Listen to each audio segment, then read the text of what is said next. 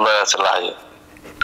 waxaan caaw kool baraanka ku sameyn doonaa nin weyn lajan weyn alla weyn nin weyn ba soo socda kool baraankii baan ku sameynaa waa Farxaan Cabdilaan Jaamac oo aad u garan ogtiin basadiir baan kool baraan ku sameynaa wax badan booday baraan ku sameeyay caaw baraankii baan ku sameynaa la socdo odayga Farxaan oo saaxib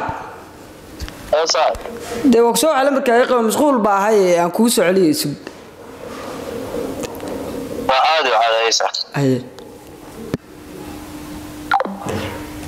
odaygi Farxaan Diraacaha waa ka soo dhamaatay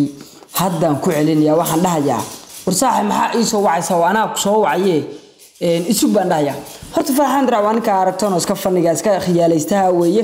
wiicaya waxbuu kulay dhahayaa waa iska ogahay wuxuu dhahayaa waa iska ogahay waa nin saaxiibkii lillahi aan jeclahay laan dheeraa weeye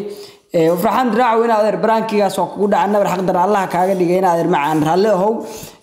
haddana waan ku celin doonaa bal wuxuu dhaho iyo falcelintiisa kolay dadka caanka ninka la mid ma waa nin oday wax weey masuula qof walba la hadla qof walba oo bulshadiisa kamid waqti siiya marka bal ninkaas waxa weey bal wuxuu dhaho inuu dhiq noqdo iyo inuu waxa weey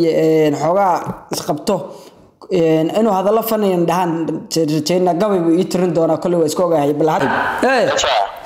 de waqsoo waxyaaba ku riye maxaa igu soo celisay هذا يسأل أنا كوي سألين ورأنا يسوي عايز يسوي حكوا ده فرحان وصح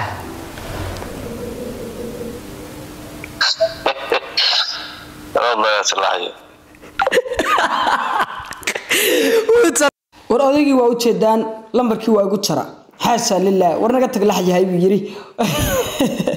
والله بالله واقص له ورفرحان وهذا هو قاعد يقول كاس برانكي بوها واحد بدن بدت برانك كسر سي ما أنت هذه اللي جوز ميجي